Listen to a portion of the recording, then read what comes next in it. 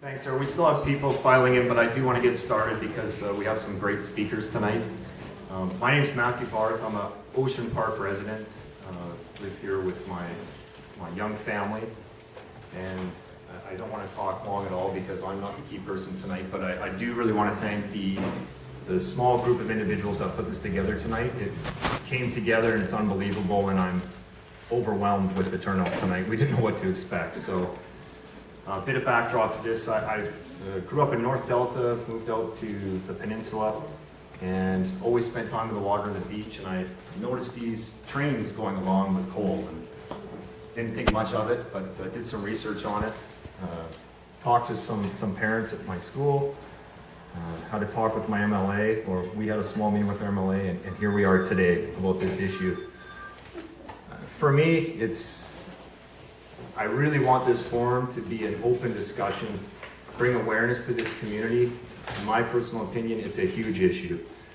I can't think of anything more important than this.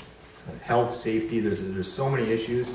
I want you all tonight, I think the presenters we have are going to give a balanced view of what we're faced with. So that's the concept tonight, and I want to get right into it. There's going to be a time for some questions and answers after the speakers.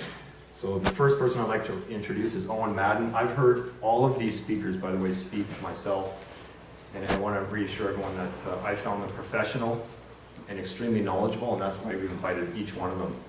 So the first speaker tonight is Eoin Madden with the Wilderness Committee, and he's going to do a presentation about the environment and the impacts we have on our community here. Thanks so much, Eoin Madden.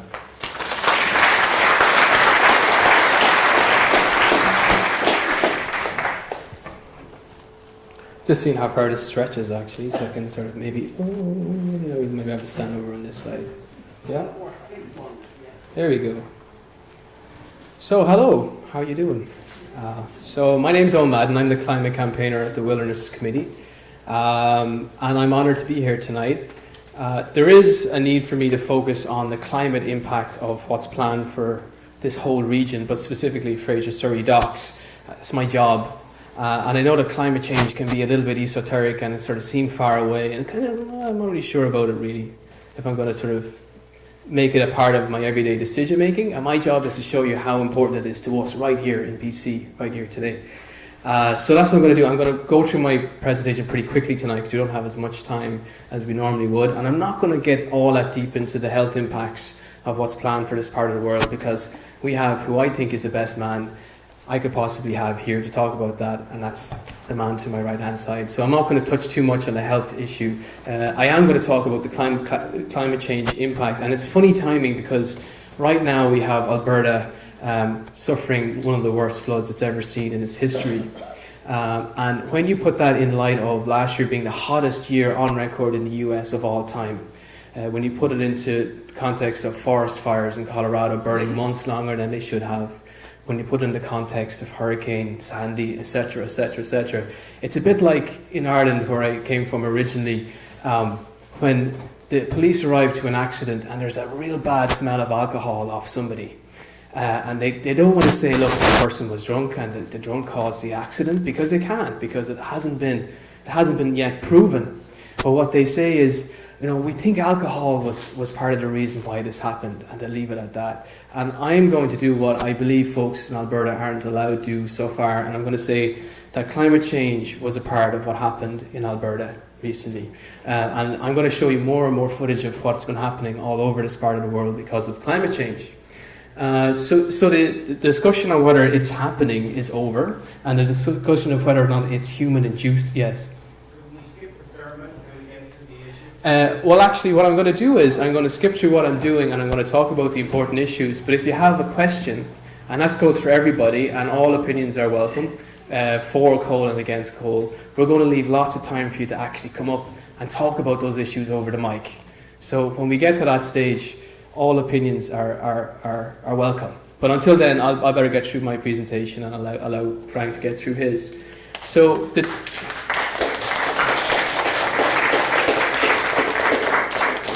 So on the first chart we have the effect of what's happening in our atmosphere. We have all of this carbon sort of seeping into the atmosphere, up to 400 parts per million so far. On the right hand side you've got the graph which shows the mean temperatures since 1951, and in the top left hand corner you see from 1951 to 1980 and a sudden shift in the other three boxes to the right hand side. The mean temperature rises and the green line shows you where we were in that period 1951 to 1980. So something's happening, something drastic, and about 1,000 times faster than nature's ever done it like this. So it's a big difference. In Canada, it's the same trend. Okay, so from 1945 all the way up to just after 2010, since we've been taking our figures, mean temperature constantly rising. But we first really knew about it in our forests in 2007. I'm from the Wilderness Committee, as you know, and we were always involved in forestry. We were all about trying to protect our forests here in Canada. But after battling off the likes of the biggest forestry companies, lumber companies in the world, this little guy came along and he ruined it for us. It's the pine beetle. And the pine beetle does what it does in BC so well because we don't have winters anymore that can kill him or her off. And it's her we should talk about because they lay their eggs in the barks of trees. Pine trees to be specific, and on the right hand side is an example of what a tree looks like when they get attacked by pine beetles. So how bad was the problem for us? It spread right across the province and got to the point where that much of BC was affected by the pine beetles. So back in 2007 they began to fear that about 80% of our pines were going to be lost because of this climate change impact, and that's a lot of money. One of the things people don't actually sort of figure out about climate change is that it's very expensive. There was a national body which actually looked at how much climate change is going to cost us all, and by 2050 it's going to be over $50 billion. And that body was actually scrapped by the federal government just after it came out with that report. It's called the National Roundtable for the Environment and the Economy. And in specific BC terms, this is what it looks like. Okay, we lose one of our major forest products. There's another part of the world which has been tracking this. Shuswap Lake in the interior has been following the effects of climate change on its water take or its basin. So some of the footage they've had up there from severe flooding of recent times is caused by this graph. They're finding that not only is there more water in the lake on average, but the high water levels are peaking later on as you move on through the year. It used to be earlier in the year, and now they can't actually prepare themselves for the onslaught of water they're getting, and they're getting a lot more flooding around the lake. So it was a local group actually in Shuswap Lake that actually tied this down to climate change. They were tracking the changes in temperatures and the changes in the watermark. And then you look locally. So this is a snapshot or footage from a website which is of great interest to us because we're tracking this. This is a website set up by a number of governmental bodies, including Natural Resources Canada, and it's called the Delta Regional Adaptation Collaborative. And what this is an effort to actually prepare Delta for the effects of climate change. So what they figured out in relation to climate change is that the last time we had this much carbon in the atmosphere, there was 3 to 6 meters higher of water in the seas. So our sea levels were 3 to 6 meters higher. So they've begun to prepare Delta for climate change, which is ironic because some of the bodies that are actually behind supporting this are also the ones that are telling us that there's no problem with climate change, i.e. Minister Joe Oliver, who's the head of Natural Resources Canada. So what they've actually done is they've mapped out the part of Delta which is most at risk from these high sea levels, and the white part on that sort of graph there is actually Burns Bog. So they've actually outlined the area for the most impacts from climate change from a rise in sea levels. And then another body which is part of this process called CALP, they've actually been tasked with modelling what the area is going to look like with these increased sea levels that we're being put at risk of. So what they got was Western Island, this is in the year 2000, at regular sea level. With 1 meter sea level rises, a lot of it begins to sort of be impeded. With a 3 meter rise around Roberts Bank, it gets really impeded. And this is again the same area, 3 meter rise. Some of the households along the front lines of this with a 3 meter rise. So the impacts are huge. I mean, we never realised how bad climate change could be for us locally until these bodies got together and began to map it out. This is why they put the cost of climate change in the billions, because when you're a low-lying region, you're very, very vulnerable to it. And I don't get away with it either. I live in North Vancouver, and I live just sort of down underneath this snow line here. So the same group of people, they looked at, well, what's the effect on North Vancouver when climate change comes? And as you can see, 2000, 2020, 2050, and 2100, we're losing our snow line. That's the average snow line in the area for the next whatever amount of years, up as far as sort of just under 80 years. And it doesn't look so bad till you realise that that's our water supply. So all of the fresh water for Vancouver comes from this snowmelt. So the health impacts of climate change are enormous. The stresses it puts on us as a society is enormous. We have to do all we can to avoid the future it's giving us. 2000 from the aerial view, 2100. We're losing a lot of our drinking water because of climate change if we don't do something about it. But luckily enough, the BC government had decided to do something important about it back in 2007 with our climate action plan. We said we'd reduce our carbon by 1/3 by 2020 and 80% by 2050. It led the North American market in ambition. It was something that we gave the government permission to do, but things have been changing slightly since. You take Fraser Surrey docks alone, it can create enormous amounts of carbon. This is the breakdown of all the carbon that comes out of the province right now, or sorry, back in 2008, but it's pretty much a similar breakdown right now. But for us to accommodate something the size of Fraser Surrey docks, we need to make space in here for 17 million tonnes of carbon. And that's a figure out of a total figure of 68 million tonnes. So our own transportation needs, our own household needs are impeded to try and make room for these big carbon intensive projects. And where does it all go to? See, we don't escape the consequences of this just because it gets burned in Asia. Certainly they don't. The situation currently is that it's becoming very hard to live in the air quality that's being provided for people in countries like China where this coal is burned for energy. And we are not including the carbon impact of all those exports in our assessment of how well we're doing here as a province. That's something that needs to change. I don't believe people here in this province don't want to take responsibility for climate change, but at the moment our government thinks that that's okay. So where's all this coal coming from? This is a graph of the biggest coal reserves in the world, and this conversation is centered on coal that's used for energy. We have had a long legacy of creating coal for BC steel. That steel is actually manufactured elsewhere, but the coal is taken from BC and it's sent abroad to make steel. It's a different conversation from the sort of coal that's burned for energy. That is something we have to turn away from. And BC did so a long, long time ago. In the US, it started to happen too. They've started to shift away from burning coal for energy. But the market still exists, as I'll show you soon, in Asia. And by far the most amount of coal, as you can see from that graph, sits in the United States. Coal in Canada, like I said, our consumption is dropping because we're shifting away from burning coal for energy. We know it's a crazy idea, but our exports are shooting up. And why is that? Again, this is the same sort of idea. Consumption trends are falling right across the world for coal. But this is the problem. China has increased massively its imports of coal to burn for energy. Despite the fact that currently, right now, it's been confronted with a population that don't want to live in the conditions that it's been provided with. So this graph is under threat now. We don't believe that this is going to continue to rise like this, but it has been an enormous increase in coal imports. And the type of coal that they're taking in from the US is the worst type.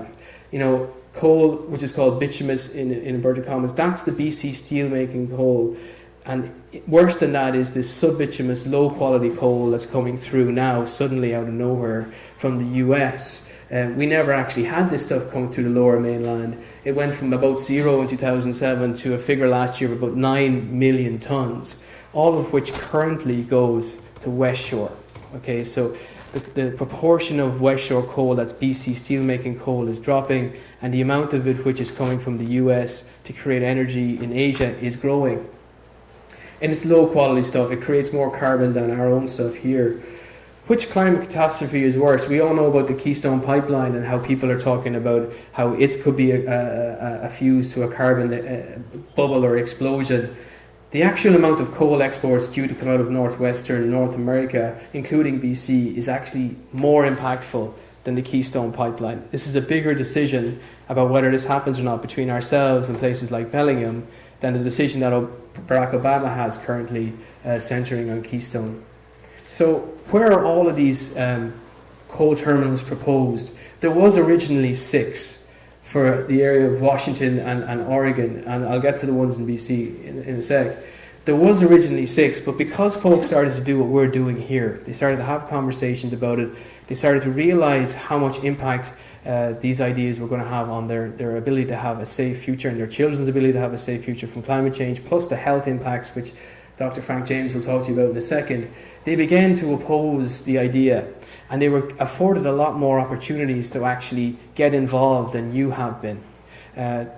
The legal mandate down in the US is a little bit different to up here. There was over 100,000 people who were allowed to give submissions on whether or not the one in Bellingham, the top one there, should proceed. It is still under consideration, but how many of you people have been allowed into the port to give your opinion on it?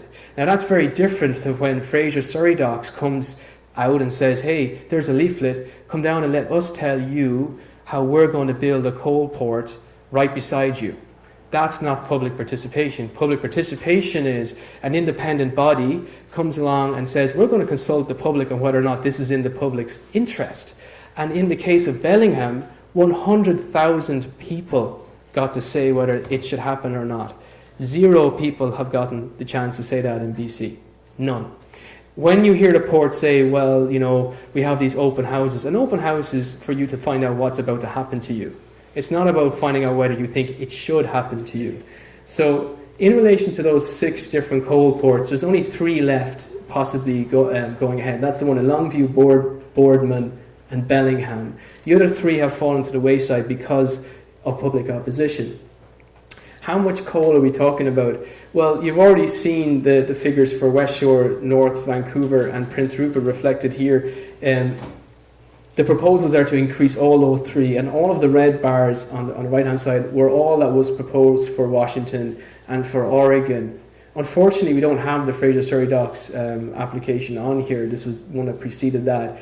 But it gives you an impression of what's happening right across Washington, BC and Oregon. It's an enormous amounts of coal. And does it actually lead to more coal being burned? So you hear this excuse, from the Coal Alliance, and they say, well, listen, China's going to find this coal anyway, so it doesn't really matter if we actually export it or not. They're going to find it somewhere. They'll find it in their own backyard. Actually, in Bellingham, amongst those 100,000 people that were consulted, luckily enough, one of them was an economist. So Dr. Thomas Power came along, and he actually did a full review of this. And in economic terms, when you increase the supply and you drop the price, you increase the consumption. It's just simple economics. So it isn't the case that China will do this anyway. China may not do this if we oppose this. China will do this if we don't oppose this. Okay, that was basically his message. All of the documents that went into the Bellingham hearings in relation to this are all accessible to you. I'd advise you to read them. Maybe Dr. Frank will sort of touch upon some of the efforts that have been undergoing down there, one of which is a simple request. We want a health impact assessment on this project, the Fraser Surrey Dock project. Port isn't interested in it. In the US, it's gaining traction. We hope it'll happen down there. Where's it all coming from? The Powder River Basin is where all of this sort of low quality, nasty coal comes from. And the red points are where it used to be burned in coal generation. Thankfully, a lot of the coal generating facilities are being shifted over to gas, which reduces carbon. It is a nasty process how they get that gas, which is fracking, and that's a different conversation. But it did reduce the amount of coal being burned for energy in the US. And this is why all the companies decided that BC was a great place to start targeting. They knew we weren't expecting it. They knew we had a long tradition of BC steel making coal coming out of here, which is a completely different product, of course. And that's what the Powder River Basin now looks like in Wyoming and Montana. Huge open cast mines. That's a coal train snaking its way across the front of the picture there, and will eventually, should the Fraser Surrey Docks application go through, snake its way right past your community here. But this is where it starts, Wyoming and Montana in the US. Some more footage of what it looks like. This is where it currently arrives to West Shore Docks. zero amount of those trains got through there in 2007, enough to create 9 million tons of coal in one of those slag heaps there in front of you, is what it's doing right now. And that is passing by your community right now. So it's absolutely new, and it's something that you were never consulted on. And it's Burlington North and Santa Fe that do that whole shipment, that whole 400-mile journey. This is the only image you're probably seeing nowadays as being stuck at level crossings, which have an enormous impact again on your ability to receive emergency health care. Again, Dr. Frank will speak to you about that. This is one of the issues I will speak to, though, because it was something of interest to us from the start, is just how much coal dust do one of these trains emit on their 400-mile journey. And it's amazingly big. So per car, for each one of these cars, Burlington North and Santa Fe disclosed to the US Congress in 2009 that 645 pounds of coal dust come off per car. That's over the whole 400-mile trip. So let's do the math. And usually this is straight. I don't know why when I actually put it up on this slide, it's not straight. It's straight on my computer. But anyway, that's a 125 car train. That's 645 pounds by 125 cars. Is 80,000 pounds of coal dust over the 400-mile journey. Now, they do return to this argument by saying, well, look, we've got surfactants, okay? So what they are is like gummy bears, and they send gummy bears on top of all of the coal to seal down the coal dust so that it doesn't actually come off the train in such large quantities. But even with that technology, you've got still 12,500 pounds of coal dust coming off of these trains. And Dr. Frank will tell you what that does to your lungs. But I just wanted to get those figures across to you, just how much it is. It's also not escaped us that the Fraser River and the seabed around that area is also impacted when you have collisions like the Cape Apricot collision back in 2012, when a loading ship went straight through the conveyor belt and actually dumped hundreds of tons of coal straight into the sea. You can actually see the black coloration of where it still lies on the sea bottom. And then, of course, there's the impact on the marine life around West Shore on a daily basis. On a windy day, that's what West Shore can look like. You can just about make out the cranes in the background. And then from the actual coal terminal, the amount of coal dust drops from about 10% of the total quantity of fluids in the water down as you get to about 1,600 meters away. That was from a report on figures that are actually sort of gleaned in 1999, and then the actual report came out many, many years later, actually in 2006. But they actually took those figures from 1999 and found that that's how far out you got to go from West Shore before you stop having constant coal dust in the marine environment around that area. This is just a reproduction of a map I have on our table here, just to give you an example of the areas affected by this. I actually did this for a meeting with Burns Bog last week, just to sort of allow people to know the potential impact for the ecology in the bog. The red line sort of currently on the bottom of the map leads out to West Shore, but the idea is to fork off where it becomes purple, just in this sort of central in this map, and then it heads up to Fraser Surrey docks. So that's the route that they're intending to take, just in case you were sort of wanted to know that. Who are involved? Companies like Peabody Energy, Arch Coal, Ombre Energy, and Cloud Peak. These are all the folks that are trying to push this stuff through here. They are companies that are struggling currently with their shareholder price. If they don't make the markets in Asia, there's a real possibility that they may no longer exist. And for me, that's a great thing. So these are the people we're up against, and what they are awesome at is paying people called lobbyists to persuade political representatives who we put into power that coal is the right way forward. And you can see their work. This is in relation to that project in Bellingham that I told you all about. There's a lot of script on this slide, but I kind of want to quickly run through what the sort of stuff that's being messaged down in Washington, okay? The stuff that they're saying about us so that they can build a huge coal terminal down in Washington. What they're saying is British Columbia has been reaping the economic benefits of coal exports for years. In fact, a new report found that BC coal exports totaled 7.1 billion in 2011. That didn't come into our pockets, by the way. And the coal industry supports 26,000 BC steel-making jobs, different types of jobs, throughout the province, many of which make twice the annual provincial wage. At the same time, BC is widely regarded as one of the most environmentally conscious regions in the world and has won many awards in tourism, including Vancouver BC's award for the most livable city 5 years in a row. So what they're saying is, Look at Vancouver. It's making all of this money off of coal. And they've got this whole reputation of being green as well. What does this mean for our community, they say? It means we have a choice. We can continue watching these trains pass by us, or we can capture the economic benefits of coal exports by supporting Gateway Pacific Terminal. That is not true. There was no trains coming to BC before 2007 from the US.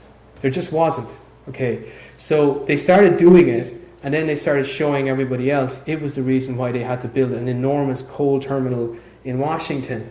And then they go on to say how amazing British Columbia is, and how if they could bring in more money from shipping out coal, it would be a lot more like BC is.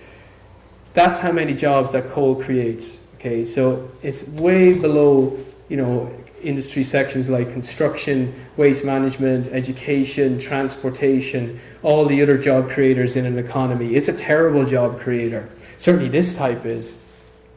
So that sort of answers that question. They're saying, we're going to have jobs created in BC if we don't take these jobs now. There's no jobs to be created anywhere. Fraser Surrey Docks will make 25 direct jobs. They speak about indirect jobs, another 25. I don't know what they are. They've not given us a breakdown. I'd like to know what those 25 external jobs from the internal ones that will be made at the terminal are. But for 25 jobs, I'm not sure if we should start worrying a little bit about our employment prospects for a whole province. And then, this is the most insulting one, is that will the trains come anyway? Yes. So what they're saying is, you haven't got a hope of opposing this. You haven't got a hope of beating us. This is going to happen anyway. And it's going to happen because of those Canadians north of you.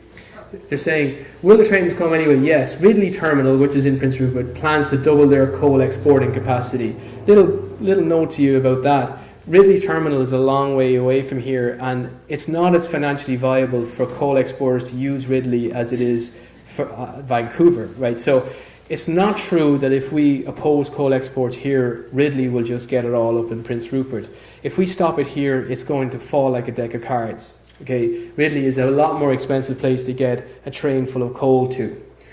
Coal is BC's #1 mineral export. Is it any surprise that expansion plans for coal export facilities are well underway so our neighbours to the north can reap the economic benefits from the growing coal demand in Asia? Basically, you guys are the reasons why they need to build this. It's a fact. Trains carrying coal have been passing through Washington State for years, and these trains are unloaded at multiple ports in British Columbia, all of which have plans to significantly increase their coal exporting capacity. That's a lie. It's also a fact that trains carrying coal will continue to pass through Washington on an increasing basis. So we had a look at actually what does this huge coal terminal mean for Bellingham in relation to trains, now that these folks have told everybody that it actually doesn't make any more trains appear.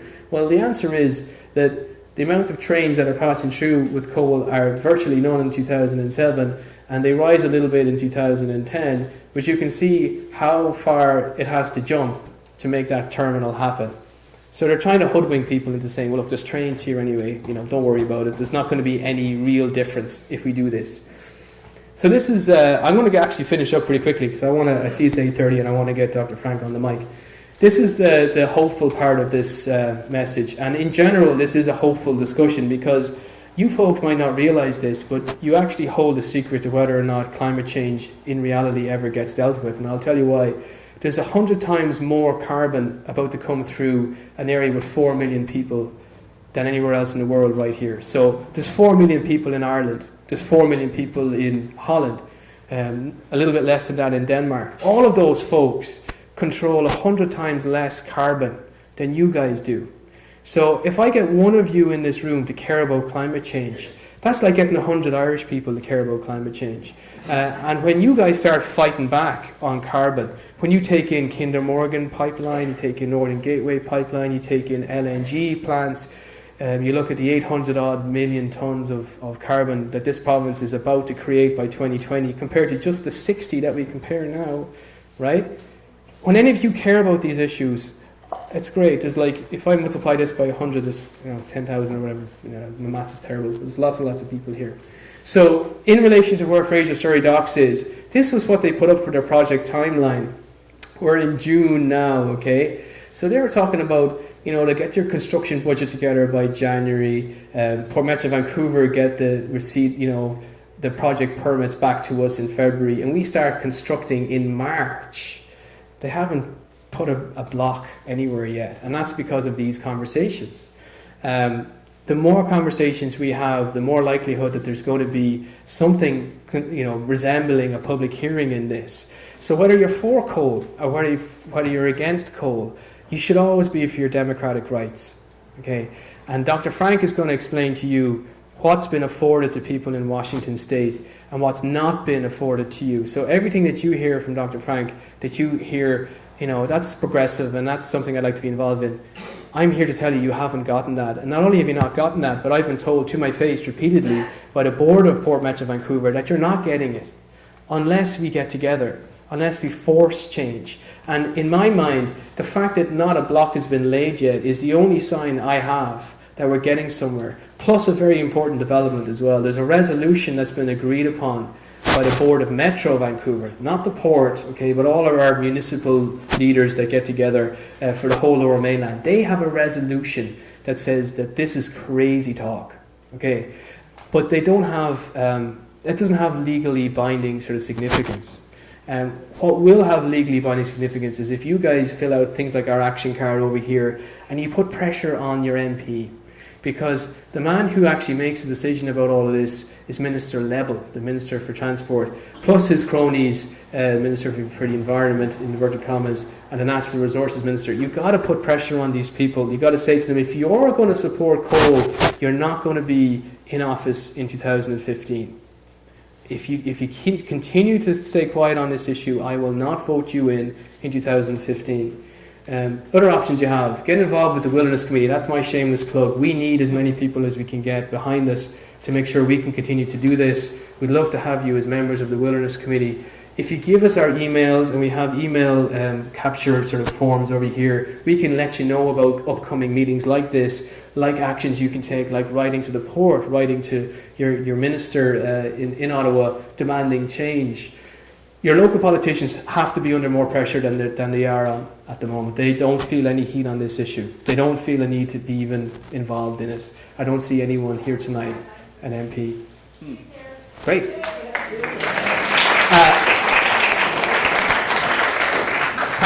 Thank you for coming, and I hope you're listening. And then the last thing I'll say is we do have a letter writing tool up on our website, and we regularly place new ones on. And what they are, they're designed for you to just simply fill out a standardized letter to decision makers. The more of those we get together, the more people start to listen. It's a numbers game. I want to hand you over to Dr. Frank James. Thank you very, very much for listening. Good evening. I think that you wouldn't be here tonight if you didn't think there was something going on, something important in your community.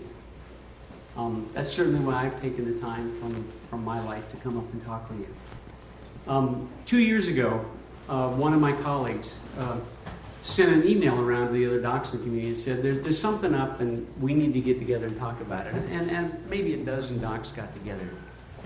Pretty diverse people, Republicans and Democrats, progressives, and conservatives, a very diverse group. And that was actually one of our real strengths, because as we have worked through this process over the last few years, nobody gets away with it. You're held accountable by the other person. Some of the people thought that there were issues important that I really thought weren't important at all.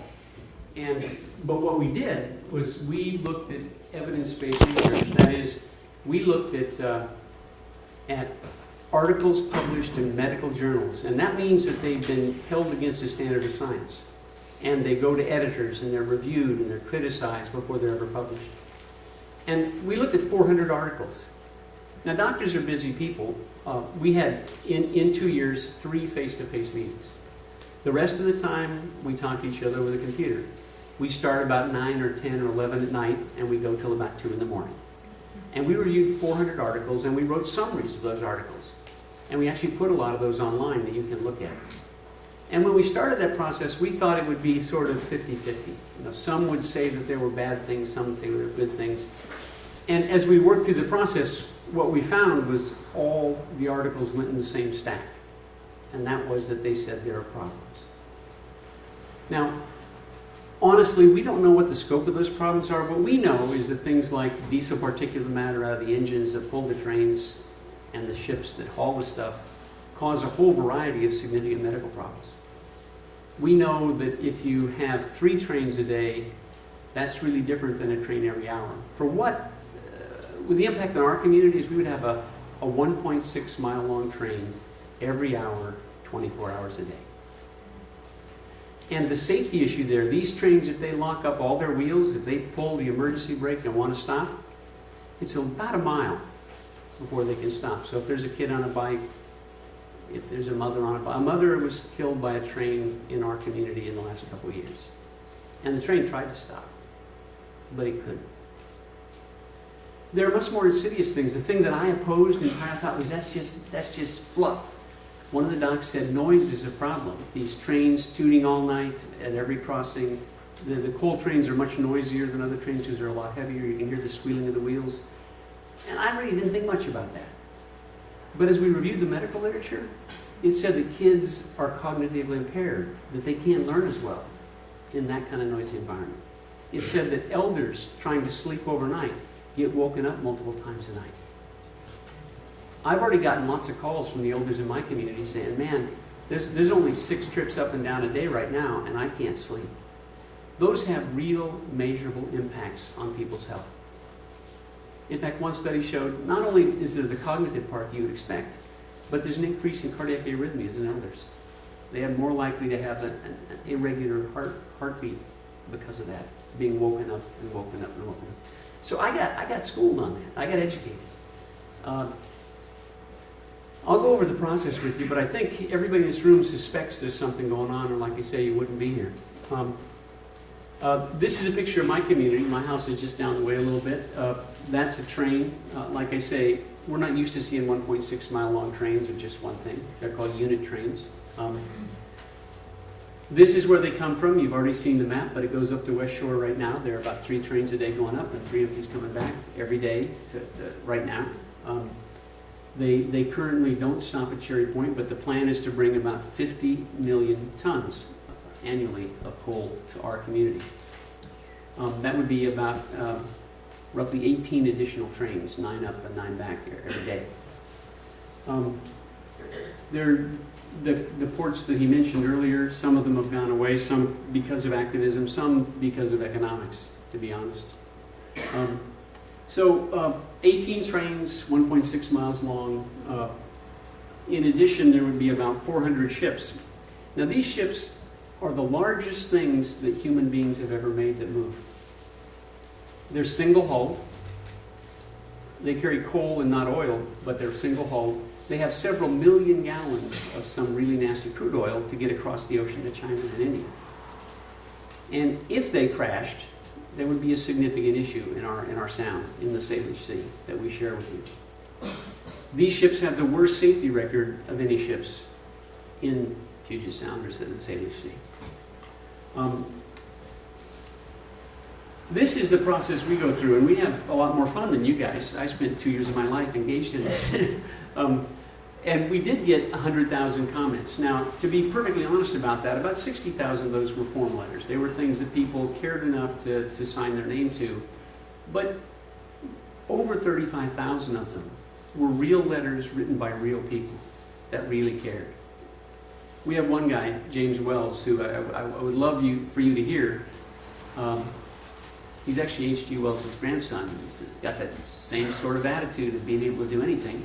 But he's organized people around this. He has an article on 101 different things you might want to talk about, potential consequences. It's a very good article. But people took that and they would pick 1 or 2 of those things. They picked the thing they cared about, and they would write about it. And we're fortunate there that we have both a state process and a national process. Now, I'm very respectful of politicians because they're the people that are willing to put their life into public service, and that's something most of us aren't willing to do. But they also are impacted. You know, to get elected to our federal government position, it takes a lot of money. It takes about $500,000 to mount a serious campaign for a congressional seat in Washington State. It takes about $2 million to win, $2 to $4 million to win. What's surprising is that my representative I've donated money to and I've worked for in the past got a $10,000 donation from the proponent of this thing and about $30,000 more from other related interests. And he's gone from being my best friend to not being willing to talk with me. He won't talk to anybody that wants to raise a coal issue at all. He has entirely abandoned his constituency, both because of the money he gets and because the power that these people have in our community. The people who want to build the coal port there, you've heard of Goldman Sachs. They own half of it. You've heard of Berkshire Hathaway, perhaps, if you're into the investment business, or Burlington Northern Santa Fe, which is a wholly owned subsidiary of that company. And SSA, they are the largest private operator ports in the world. Those are the three entities that came together to put together the coal port proposal in my community. Those people are substantial, and opposing them is not something that an individual does lightly. It certainly isn't something that a politician does lightly. They have resources. In our community, they've hired the largest public relations firm in the world, and in addition to that, 5 more public relation firms in Seattle. They have a team of 20 people that for 2 years have been going door to door in pairs, trying to convince people. They've been able to buy, I say that not so figuratively, they actually have hired the retired Central Label Council executive. They have hired a prominent environmentalist and very good labor relations executive whose company went bankrupt, and he's now an employee at the public relations firm. These people mean business. Make no mistake about that. So there's the process, and we're partway through that process. We get to have tremendous impact in that, but it's still very limited. We're trying to get a health impact assessment. A health impact assessment takes all the data that we gathered, and then they apply it to a particular population. So they say, okay, this many people get asthma in general, then you apply it to a population. So at the end of the process with the health impact assessment, you will know how many elders will be impacted by noise. You will know how many kids will get asthma. You will know how many people die from heart attacks. You will know how many trains will strike people. These people will do anything to not have a health impact assessment. Now, you may have heard in the press, if you follow this at all, that recently the federal government, the Army Corps of Engineers, has determined they are not going to do any assessment outside of the site itself. All the railroad impacts will not be considered at the federal level in the U.S. That's how powerful these people are. Now, fortunately, they don't have that power in the state. As you come down closer and closer to local people, they can't just come in and buy a local person. They can't do that. If they do, it's really obvious. So at the local level, I have a tremendous amount of hope. I honestly think we're going to win. I think we're going to get a health impact assessment. I'm raising money to do that now. It costs about $250,000. We're putting the money on the table to make it happen. And even if they don't have it be part of the process, we're going to insert it in the process, because that's what it takes to have those facts framed in an open, objective, fair way in order to have an open, objective, fair process. We did have a lot of success.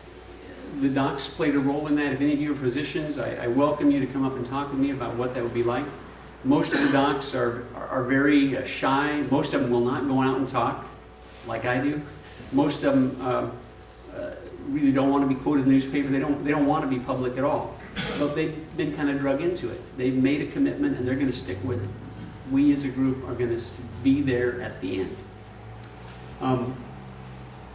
What are the health issues? Airborne pollutants, both coal dust and diesel exhaust are major issues. Increased train traffic, the noise, the delays of crossing, and safety for both the trains and ships. Those are the core issues that we identified from reviewing the medical literature. This is how big those ships are. That's the biggest ferry we have in Washington State. That's how big the ships are. These things are not inconsequential in size. The primary organ systems we'll talk about are lungs, your heart, and your brain.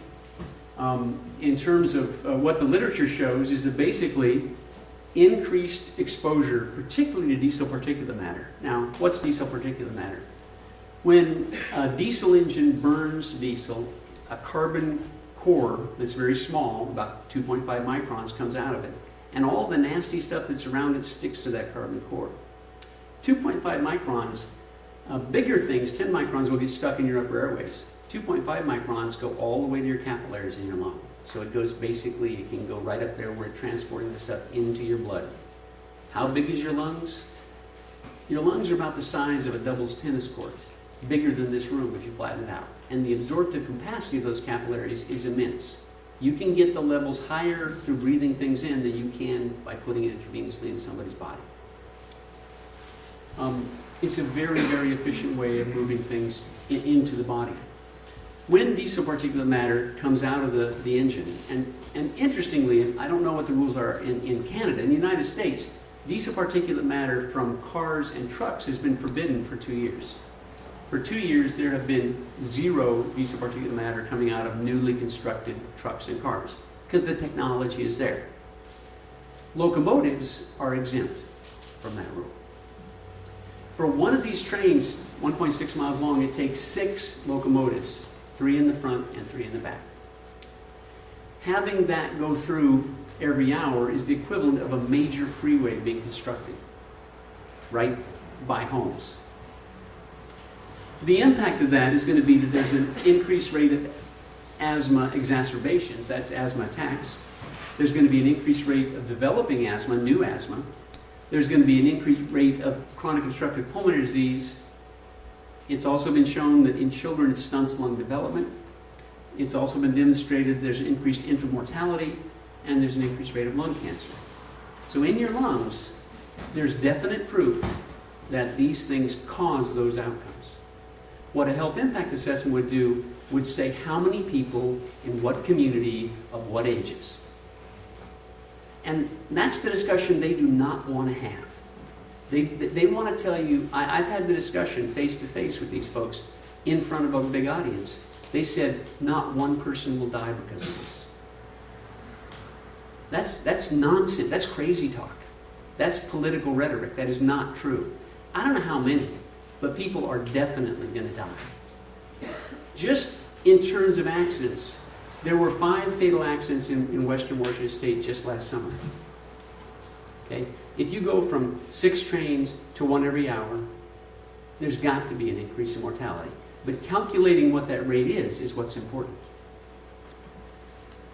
Cardiovascular effects, we know that there's an increased rate of cardiac arrhythmias, of heart attacks, acute myocardial infarctions, of congestive heart failure.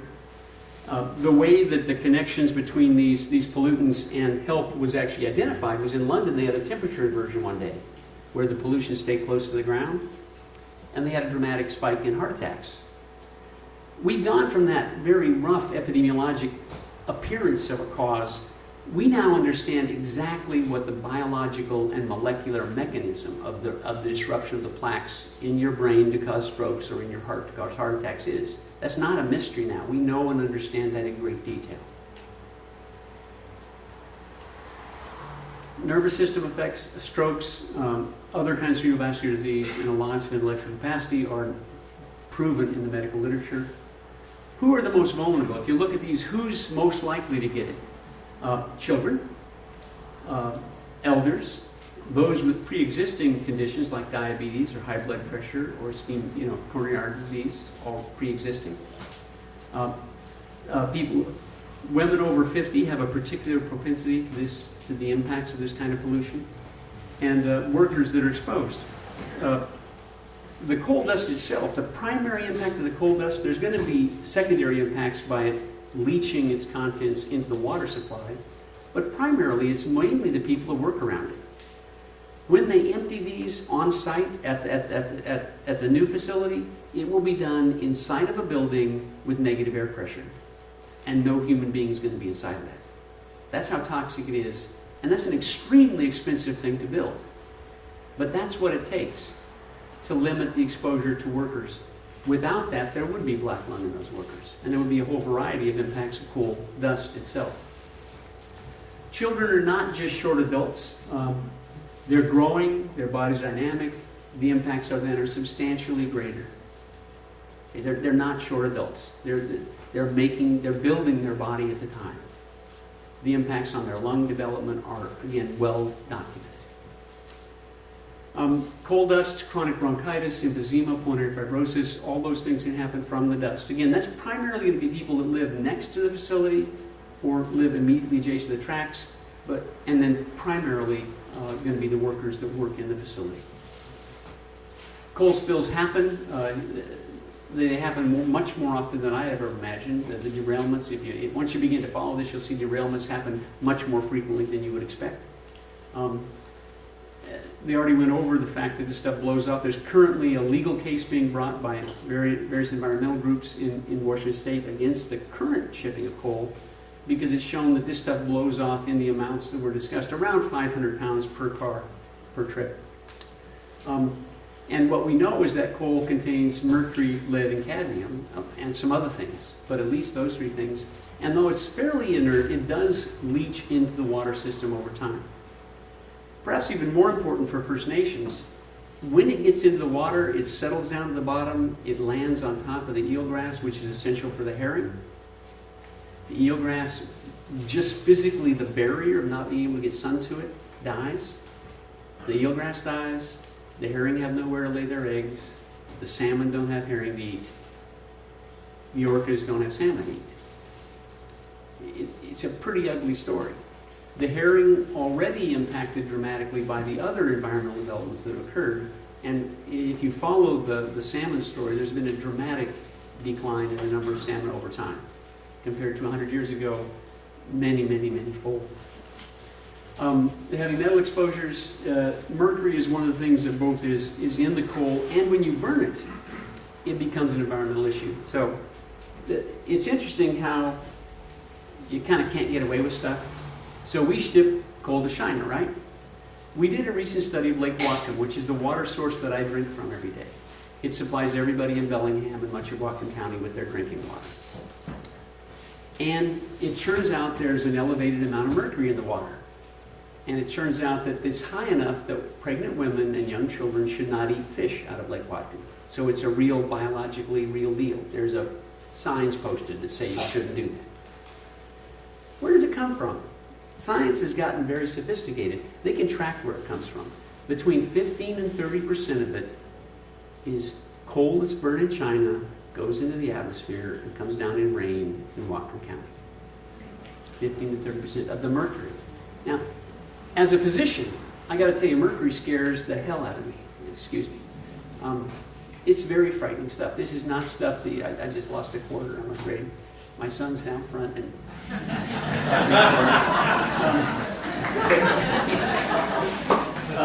so mercury's bad stuff. People have impaired fine motor coordination. They have impaired intellectual development. It's a major problem. It also builds up in the fish that get consumed by First Nations people. If there's a First Nations person here, I need to talk to you because it's a real issue. In the United States, 17% of childbearing age Native women have mercury levels high enough to impair the intelligence and the fine motor coordination of their offspring. That's 1 in 5. This is going to make that worse. And that's primarily because they eat more fish and seafood and shellfish products. Diesel exhaust, I talked briefly about that. It gets down all the way to the alveoli level. It comes from numerous sources. It goes deep into the very alveolar recesses in the lung. It has all the effects we talked about. 2 major reviews, if there are any people prone to science in the room. The 2 things we started with, there was a 2011 American Lung Association report, and there's a 2011 American Heart Association report that looked at diesel particulate matter in the air that are just mind-boggling to read. These are not people prone to exaggeration or politics. They did not want to publish these things because they will bring controversy to them, and they're not controversy. They're not people like controversy. But they showed increased cardiovascular disease, increased lung cancer, increased hospitalization for children, and decreased development of functional lungs in children. That's what those 2 sets of studies showed, and more. The New England Journal of Medicine is the most prestigious medical journal in the world, and these are some of the articles that have been published in it. Exposure to diesel exhaust causes decreased oxygen in heart muscle and increased tendency to form blood clots. There are 2 major labs doing research on that to actually assess the biological mechanism itself.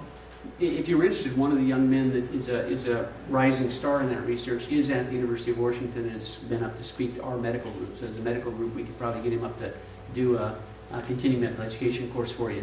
It's devastatingly effective to hear some bright young MD, PhD tell you that what the story is and how it works, and down to the molecule. There are a variety of studies that have been published there.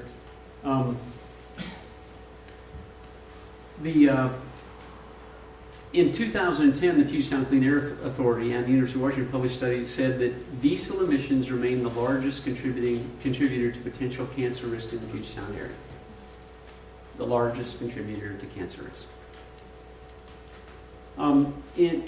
At baseline, okay, this is just from the pollution that's there now, the diesel that's coming from old cars and old trucks and the current trains. This is the baseline. There are, every year, about 15,000 heart attacks. There are about 450 non-heart attack heart disease cases. There are about 1,900 incidents of acute bronchitis. There are about 100 chronic lung diseases that are caused by diesel particulate matter. About 250 cases of pneumonia, about 400 emergency room visits for asthma, and thousands of people with worsened asthma. Now, I happen to have asthma. Anybody got asthma? If you want to know what it's like, you take a straw and try breathing through it for a while. And at first it's easy, and then you get shorter and shorter and shorter of breath, and it kind of feels like you're drowning.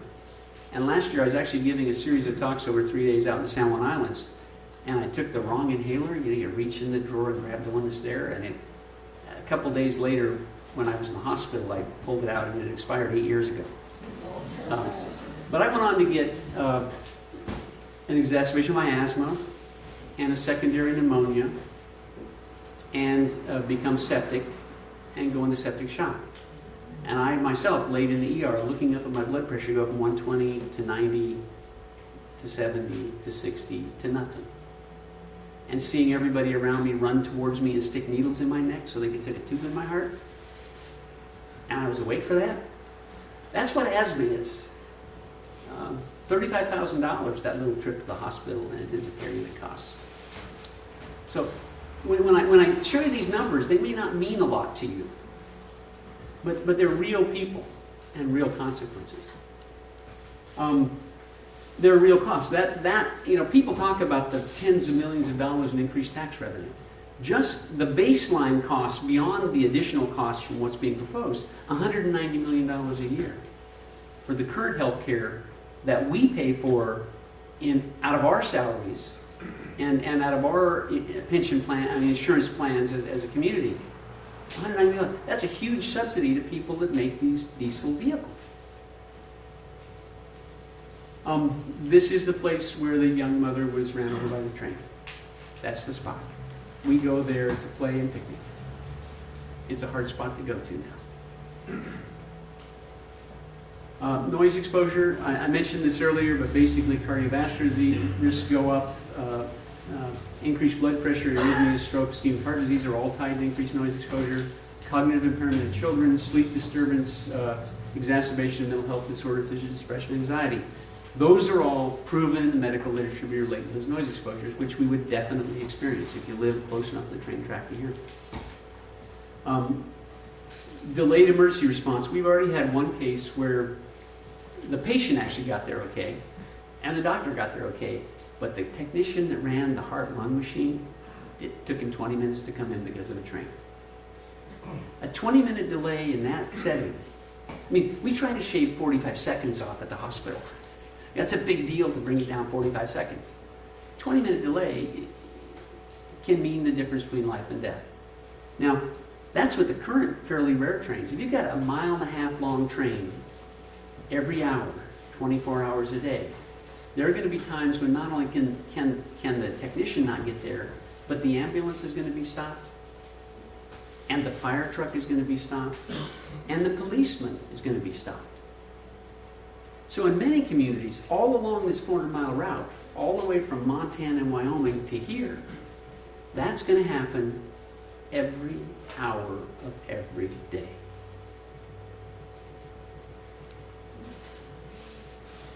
These are all not theoretical or hypothetical. These are real things. I can't tell you right now how many of those things are going to happen, but that study has to be done. We need a health impact assessment. We need to put numbers on it. We need to say which populations and which subgroups are going to be impacted by it, and we need to have that data to make an objective decision. Is it good to have jobs? It is great to have jobs. I spent 10 years of my life running a low-income clinic for people who couldn't afford care in America. You guys have no idea how good Canada has. You complain about your healthcare system? I spent 10 years caring for people who had no access to healthcare in America because they didn't have insurance. And it is grim beyond your belief.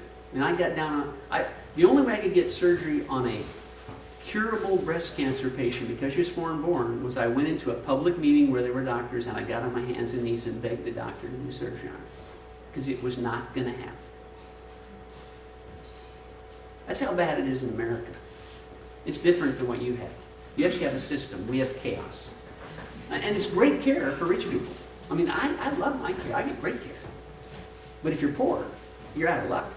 And that's what you're going to see, is you're going to see these disparities. People without access to health care, the elderly, people with existing heart and lung disease, children, diabetics, workers exposed.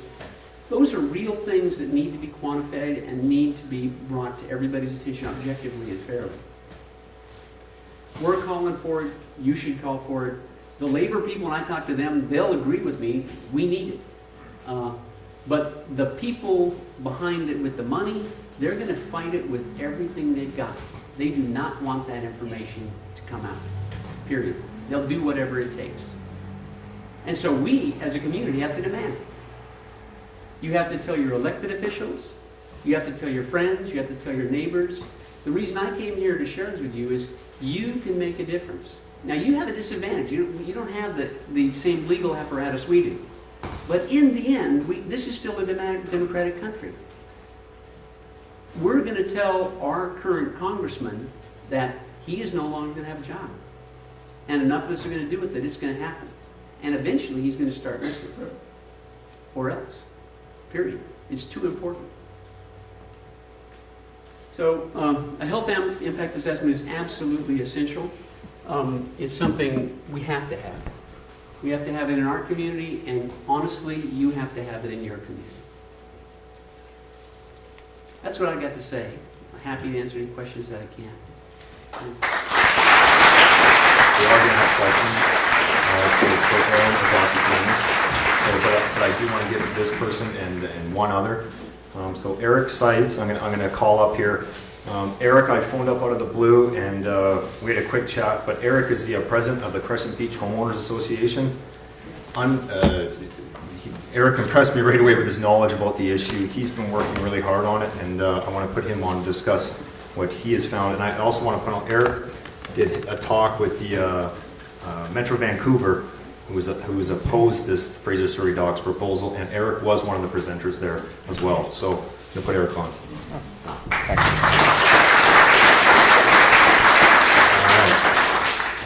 So our take, I guess, is quite a bit different. It's very local, very approachable. But before I get into it, I wanted to talk a bit about Malcolm Gladwell has a great introduction to one of his speeches, and he talks about Howard Moskowitz, who kind of reinvented the food industry in the 70s and 80s. And up until that point, there was always a search for the perfect product. So if you're trying to make Pepsi beat Coke, you're trying to improve Pepsi to the point where more people will go and buy Pepsi. And this was happening with Ragu and whatever the incumbent was, Prego. And Ragu was the most popular. What Howard did, though, was he, and this is a total ripoff of Malcolm Gladwell, by the way, was that he went and discovered that the solution wasn't a better Prego, it was more Pregos. Like, so you have zesty Italian, you have, organic, chunky, etc., etc. And so what, in the context of this, what we're bringing up is that you have multiple different arguments to get to the same place. So, because I think what you're going to find, what we're going to present, what we've decided to do, is quite a bit different than say the global issues. So, whether the planet is heating or cooling, or whether coal is good or bad for you, the things that we're focusing on are the things that require, let's say, no leap of faith, things that anyone can understand and that resonate across a very wide margin. And this isn't to, and the reason I bring it up is this isn't to take anything away from those other arguments, which are completely important, but if, for example, high blood pressure or you know, the amount of protein or you know, your blood cholesterol level is very important, but if your head's stuck in the toilet, you know, the value kind of drops. You know, like you have a more immediate problem, and that is just air. And so what we're looking at is very approachable things. So, for example, whistle cessation matters a lot to us. The trains coming through, accelerating and decelerating, creating, you know, an immense amount of, in our opinion, completely unnecessary noise and unnecessary pollution, because you have a train that's 2 kilometers long. The distance from White Rock to Crescent Beach, you know, around the bluff is only, what, maybe 8K. So does it really make sense for the thing to ramp up from 0 at the border or past White Rock, only to then slam on the brakes straight through our community before it hits 15K at the trestle, cross the trestle, and then do whatever it does? I mean, wouldn't it make sense for it just to keep a constant speed all the way through? Because you don't have to be a scientist or an engineer to know that if you stomp on the gas, you're going to get a whole lot more pollution, right? So you're doing that. It's unnecessary. That's the kind of thing that we're looking at, things that we discuss with the railway, and they agree with us. So we have actually a great relationship with BNSF, and for that matter, Fraser Surrey Docks. Like, these are not necessarily unreasonable people. A lot of these things they just haven't necessarily thought of, right? So one of the things we're trying to do is find those local things that they may not know or haven't been brought to their attention, and bring them to light and find a solution for them. So one being train speeds, 2 being whistle cessation, and of course along with that, if you're going to bring through a lot of trains, well, you're going to have an issue of underpasses. You have to get people back and forth. So you're going to have to address that. And what happens along the way when you do that is, if you look at your local concerns, is the costs start to go up for this thing. So it challenges the business case. And at the end of the day, if you can, you know, if it costs more to bring the coal from one place to the other, then the cost of the coal goes up. So it becomes more competitive against other fuels. So being, let's say, locally selfish or looking at your quality of life actually ends up being a very green, you know, ultimate outlook. And that's what, that's the kind of thing that we're looking at doing, right?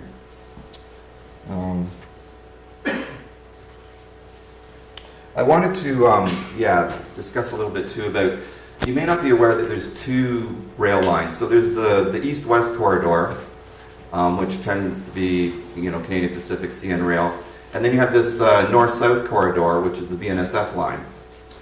And Port Metro Vancouver and, you know, the Pacific Gateway project, they've spent, as they love to show in all their presentations, hundreds of millions of dollars on that east-west corridor, which is brilliant, you know, because that's a gateway into Canada. It's, you know, all about jobs and, you know, freeing up the coast and all that, you know, good on you. Absolutely no money has been spent on the north-south corridor, on our corridor, the corridor that goes by, you know, the only ocean front that we have south of the Fraser River.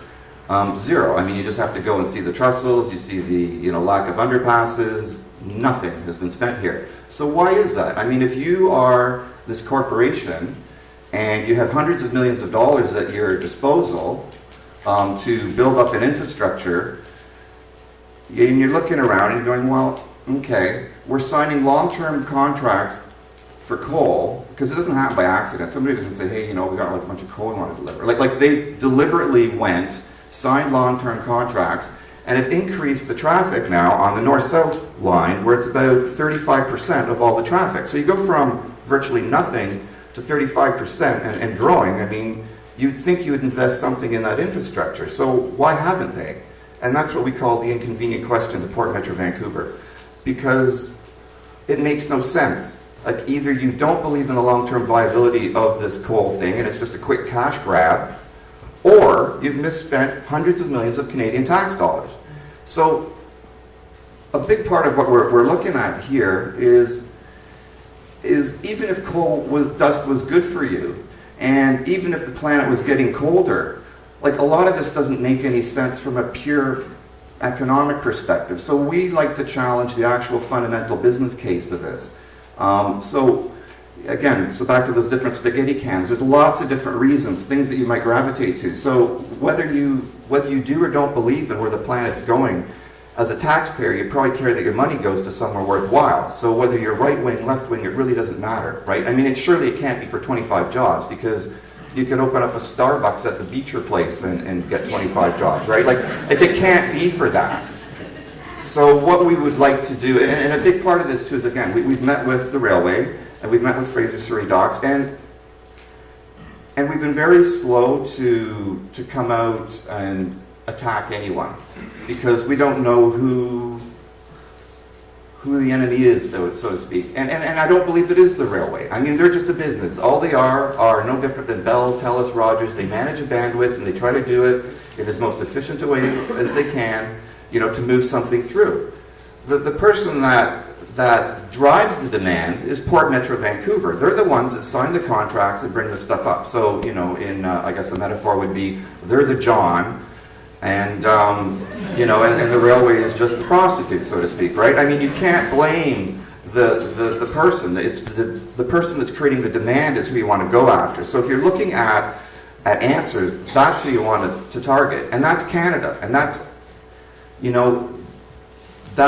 a federal organization that you want to put pressure on, and that I think that the municipalities of Vancouver are putting pressure on by asking these types of questions. And I think we need to ask our provincial government now to also put some pressure on, because they're simple questions. Like, we're not saying anything other than, why has no money being spent on what's now becoming apparently the most critical a backbone to the Canadian economy, if you'd listen to them, right? Like, either it's not a money maker and you're just wasting our time, and or what's up, right? So, anyways, I would ask that maybe you write into Christy Clark and or whomever and say, hey, what up, right? Well, what's going on with this? Because these people have large decisions to make, and some stuff they can control and some stuff they can't, and so we just want some of these questions answered. And at the end of the day, we want an increased infrastructure. So if you're going to do it, if it does make big economic sense, surely you can move chlorine gas inside a train from one spot to the other safely. You could probably do the same thing with coal. It just may be the coal may not be $10 a ton. It may have to go to $15 a ton, or whatever it might have to be, but so be it. I mean, at the end of the day, we want an increased quality of life, and we want our fair share. And if the money's being spent everywhere else, why isn't it being spent here? So that's, I just wanted to bring that to your attention.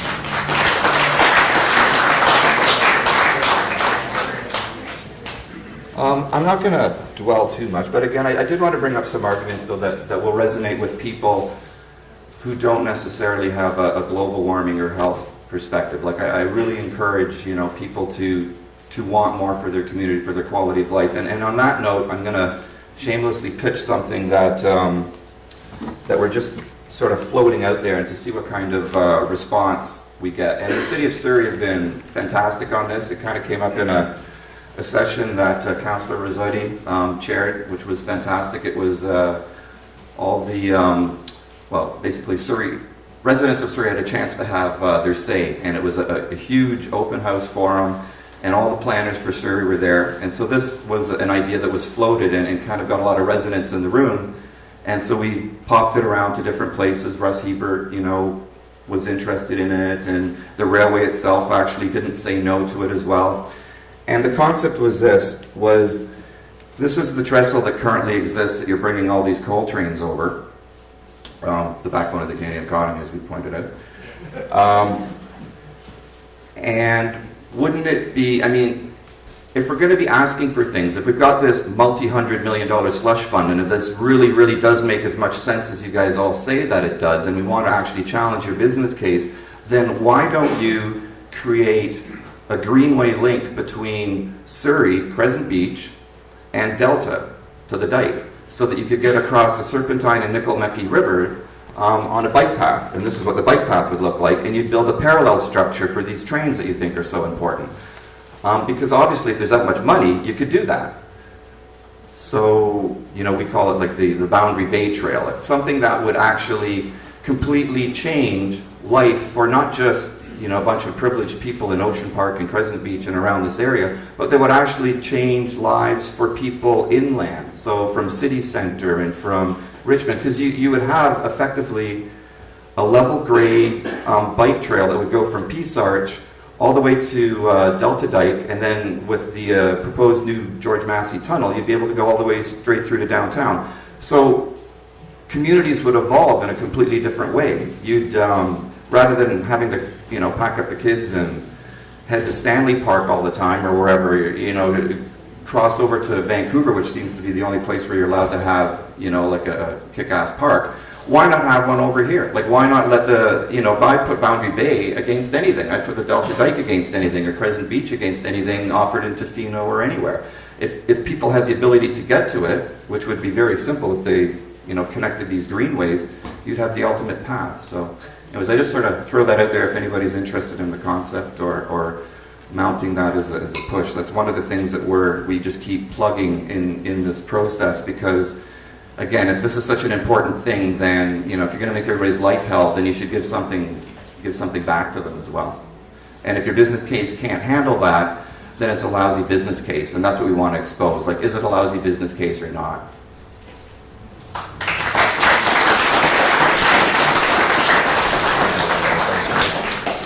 Thank you, Eric. Just one final speaker, and it's necessary for me to have her speak because Paula Williams, who I met Paula as a parent. Our children started kindergarten together this year, and that's where I first met Paula and her husband. And I can just say Paula's a dynamo, and I'm really excited to get her on the mic here and talk about it from a family perspective on the peninsula, which is where I'm coming from. So Paula, put you up here for a minute, and then we're going to have as soon as Paula finishes. We're going to start the question and answer with Councillor Rizzotti. So, Perinder, I hope that works for you, and then we can get right into the questions. Hi, everyone. I just have to apologize ahead of time. I'm a mother of 2 small children, and sometimes that doesn't leave you a lot of time to do the things you want, such as memorize a speech. So I'm just going to read from my paper, and I hope you understand. So, like Matt said, my name is Paula, and I'm an Ocean Park resident, and I'm one of the organizers of tonight's meeting. My husband and I moved to Ocean Park about a year and a half ago. We picked this area because it reminded us of our own childhoods, the clean air, the safe and quiet streets, and its connection to nature. Now, I have to admit that up until recently, I hadn't really paid much attention to this whole coal issue, but by chance I saw a sign for a coal meeting down at Crescent Beach. And I wasn't able to attend, but I knew Matt was going to be there. So when I saw him next, I asked him about it. And basically what he told me was what you had learned here tonight.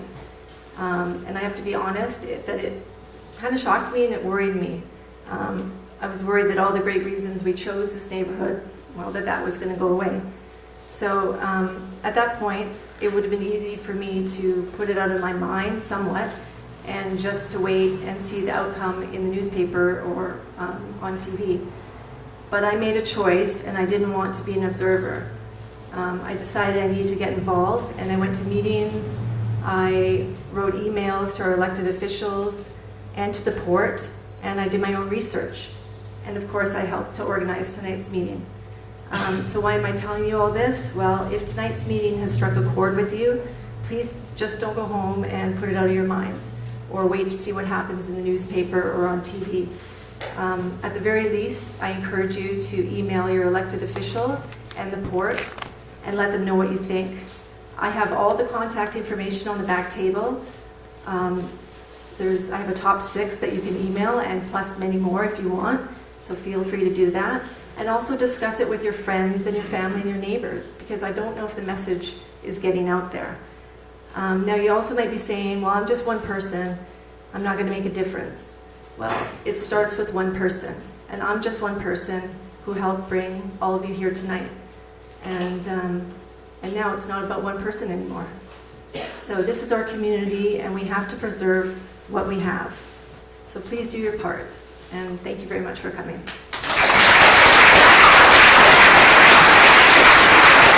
Thanks, Paula.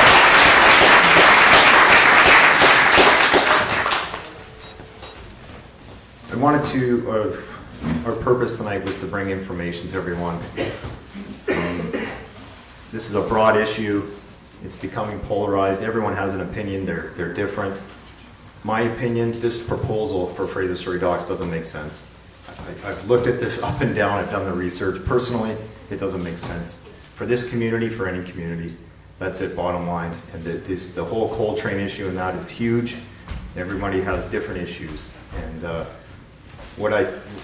my ultimate takeaway, I hope for anyone, is you can't remain neutral. Take a position on this because it's a huge issue that affects us every day. And if it goes ahead, it's only getting bigger. That's my personal opinion on this. And that's why I put the energy into helping organize this tonight.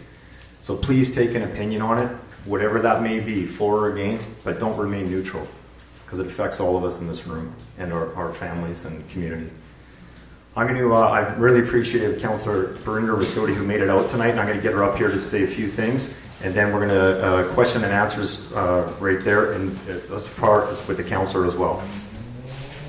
Good evening, everybody. I actually came to listen and learn. Again, this is an issue that's quite complex, and there was a lot of uncertainty around it. The issue that was before us was the actual issue of coal expansion, not the issue in terms of the broader knowledge that we've now gained about the impact of coal, not only on our local environment and neighborhoods, but on the global and how climate change is affecting us all.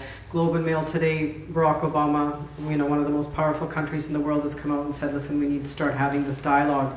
But the dialogue does need to happen. I, as an elected official, am not an expert. We rely on experts and we rely on community voices to guide us. So like the previous speaker says, yes, it's never just one person. Every opinion counts. Difference of opinion is very healthy for a community. We are tasked to take a lot of things into account when we make a decision. People like Deb Jack and Bob Campbell and Mark and Erik from the community associations, they put a lot of their own volunteer time and effort, and if I missed anybody in the room who belongs to association, forgive me. But really, they become sort of guiding principles for us in terms of how we're able to respond to issues. So thank you for taking the time to be here. I'll speak just for myself because I, as a director at Metro Van, did support the motion not to support coal expansion in the region.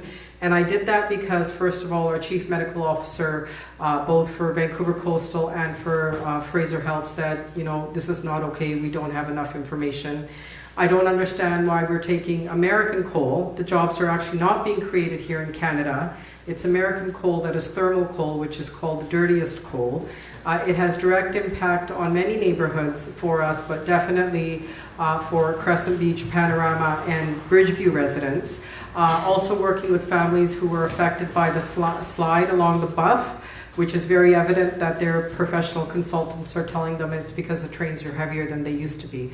So there's just way too much uncertainty. And when you weigh out what it is that the economic factors, really at the end of the day, Councillor Villeneuve spoke to the 25 jobs. Jobs are very important in the community, but really how much impact does those 25 have? She is actually today at a meeting up at the Central City Library with her Homelessness and Housing Fund, viewing videos for the contest, but she again has been a very strong advocate for neighbors here and spoken against the expansion of coal. So all we were tasked with was the expansion of coal. I think the dialogue needs to continue in terms of looking at clean energy and other sources of energy. We can't hand China coal to burn and then have the UN come down on them hard saying that you're polluting the entire world, and hearing that now Whatcom County's lake is now contaminated with mercury from rain that comes from over there. So there's lots and lots of issues. I'm here to listen and take the message back, and I encourage all of you to reach out. Surrey is very aggressive where we can be, but then we do have boundaries within our mandate, and we rely very heavily on the other two levels of government, both the provincial and federal government. And I think it is really time for the federal government to work with the rail lines, because they do have significant impact in our community, and what they give back is not acceptable. It's not acceptable in the form of the impact that they have to the Bluff, the impact that they have to residents in Crescent Beach. I mean, really, they should be looking at helping the city pay for emergency access so that we're not put in a position where people might go without an ambulance or be delayed in their day because the train's going by and the number of trains are increasing. So reach out to your members of parliament. We'll continue to do that advocacy role as your elected officials. But again, we're bound within our mandate, and we do what we can, and we really need your support to work with the other levels of government. There is some information as well in the back you can ask on sort of next steps and who you want to contact if when you leave the meeting you want to voice your opinion to which official. So we're going to open up to some questions and answers. So the mic's not going to reach, so if you want to either say the question, I can repeat it, or however you want to do it. So raise your hand and we can start. I have a very important question for Dr. James. There you are. First of all, thank you so much for all your information, except you've scared the heck out of me now. What can a young pregnant mother do to protect her fetus if she lives 2 blocks from the beach, which is 2 blocks from the rail line? Oh, yoinks, don't tell me that. But you can help stop the trains. There is no specific protective measure against something that is diffuse particulate matter that flows through the air. I mean, it's like nuclear war. The only strategy is prevention. You don't develop strategies to treat it after it happens. It doesn't work that way. It's not that different with this. Once you get that, I mean, one of the reasons I'm here is out of guilt, okay? Because I plan on stopping those trains from coming to my community. And if I succeed, that means they're going to come to yours. That's why I'm here. And it's inconvenient, it's a bother, it's an intrusion in your life, and I'm sorry about that. I didn't bring it here. I'm trying to bring you as much of the solution that as I can. The solution has to be prevention. It's like the gentleman that suggested there be environmental improvements in the railroad. It turns out, we costed out what one overpass costs is $60 million. One overpass is $60 million. And they're making improvements in the States. You know how they're doing it? They're using the $700 million Washington State got for high-speed rail. When they talk about high-speed rail, everybody thinks about people. It's being used to improve the train track for freight. So, I'm sorry, I don't know of a solution. If my daughter were pregnant and living there, I'd encourage her to move. I don't see I don't know HIPAA filters, you can think of all kinds of things, none of which would be effective. It isn't good to live around places where there's that kind of pollution being generated. I'm sorry.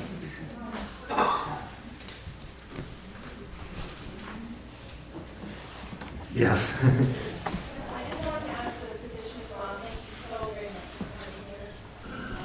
I know that we have positions here.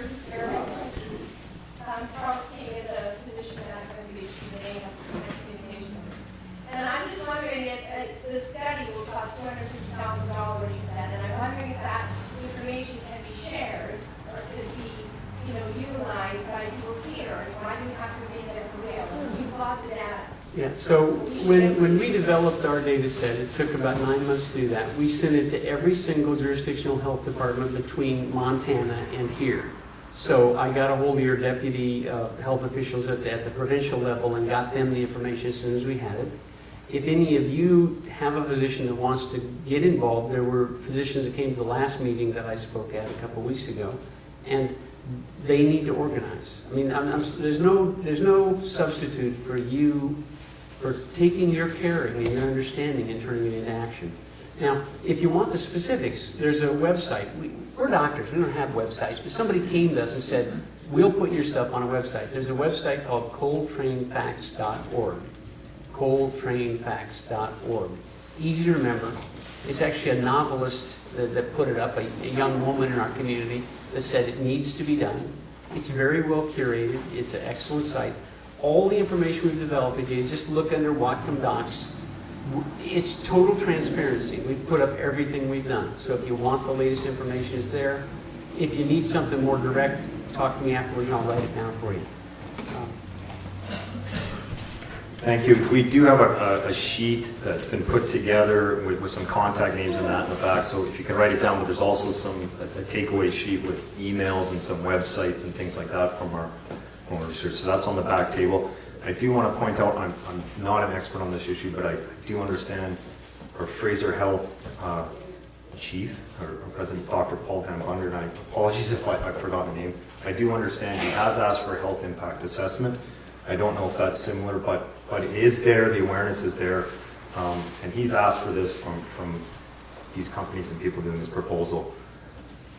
Sorry, lady in the back in the black, yes. You're gonna the mic's not greasy, so you have to speak up.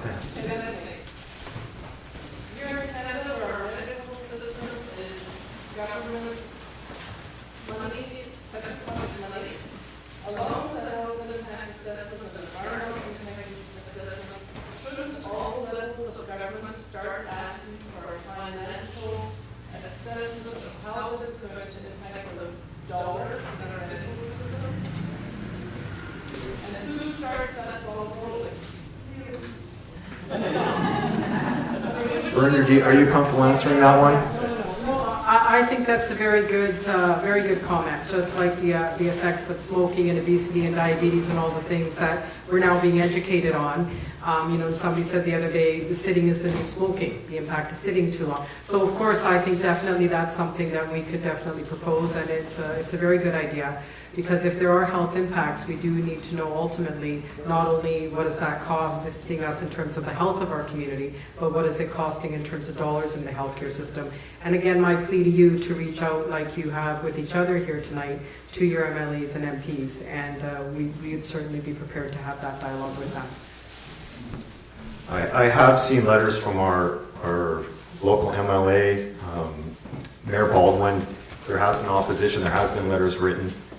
This is a federal issue. Any letters of opposition would go, in my opinion, where this goes, it needs to go to the MP. It's a federal level. The Port Metro Vancouver, they're the ones making the decision on this Fraser Surrey Docks proposal. Obviously, Fraser Surrey Docks, BNSF if you have train concerns, and our MP, local MP, Rusty Bear.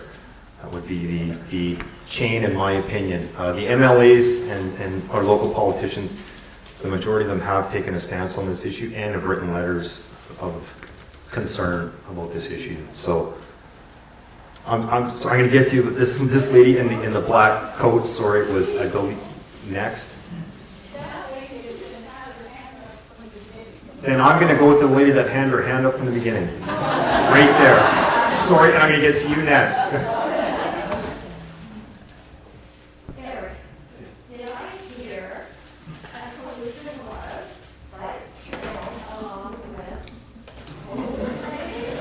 I would oppose it, that I'll go and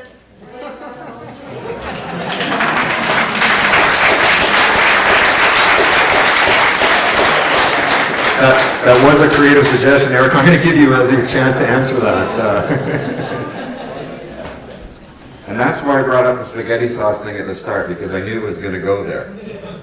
And I guess the point there is that if you ask for enough, I mean, at some point, let me jump off altogether. And I'm not saying this to ruffle feathers of the Wilderness Committee or anyone else. But if you were to have driven behind a 1975 diesel Mercedes, whatever that would be, 30-some years ago, you'd say, get this thing off the road, it's the most it's just terrible, right? And there was lots of movement at that time to remove those vehicles from the road. Get diesel off the road, it's awful. Whereas today, the Mercedes-Benz Blue Tech diesel is the most not just fuel efficient, but environmentally efficient thing they claim even over electric. So the point of that is you can't always know how things shake up in the long run, right? And by no means is this am I trying to to twist or lower those larger issues, because I personally believe in them. But with respect to your question or point, it's if you ask for enough, if you go, look, here's what I'd want. I would want, at a minimum, I would want an underpass. And I would want no coal dust. Yeah. Okay, but just hear me through for a sec. And again, this is the point, like you wouldn't, and by no means am I trying to convince you that you should want this. Any more than I would try to convince Owen to not, send his message. Like different things resonate with different people, and I guess that's my thing, because not everyone feels the same way. So I'm trying to present an argument that may resonate with people who don't actually, well, they may think the planet's getting warmer, but they may not think that there's anything that can be done about it. And there's lots of people like that. So they will never pick up a chunky Prego sauce because they don't like chunks. But they may pick up, a spicy garlic because they like that. So it's a different argument to appeal to someone else. Because not everyone, here's the thing. If you ask for enough, you raise the base price. So the price of coal will go up. So if you say an underpass, you've added apparently 60 million. If you say a bike trail, whatever it is that you feel you would like to have, you raise the base price of the coal and make it competitive, or you make the other commodities competitive, electric and so on and so forth. And if it can compete at a completely level playing field, then let it compete, is my point. It ends up being, in the long run, a kind of a twisted green solution by asking for things. Or at least it challenges the business case.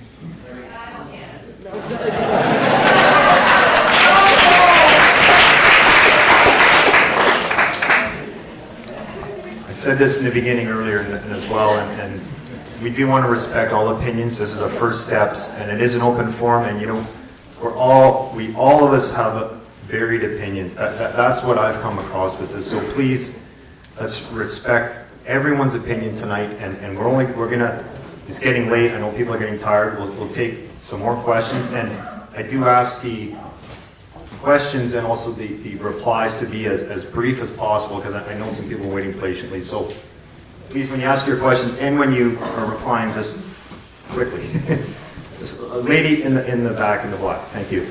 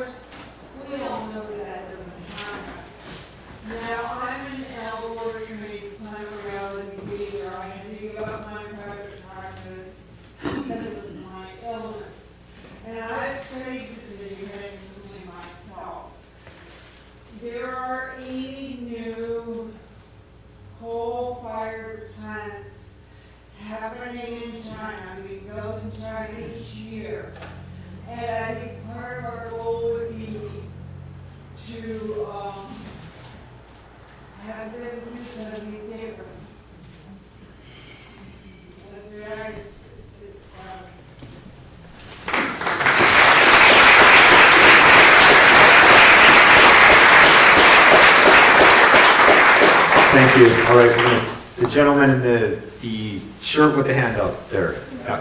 Everyone's wearing his shirt.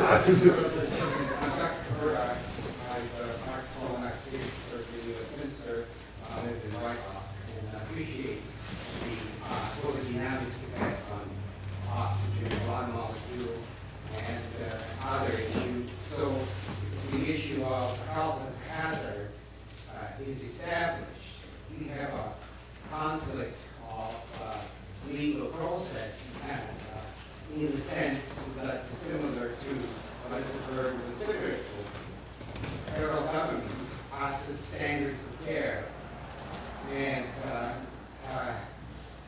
eliminates the various self-regulators or agents on the criminal code, and then puts the cigarette smoking as a tax cow, so that they could raise enough money to pay us physicians to make a good taxable income.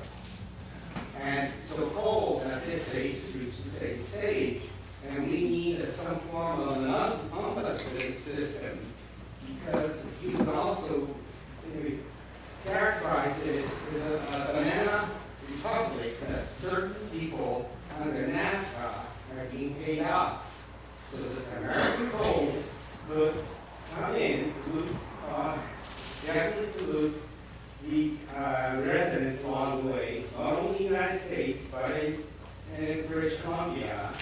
And at the same token, Alberta can't send their clean coal extract to increase the standard of living, so we have enough money to pay our doctors.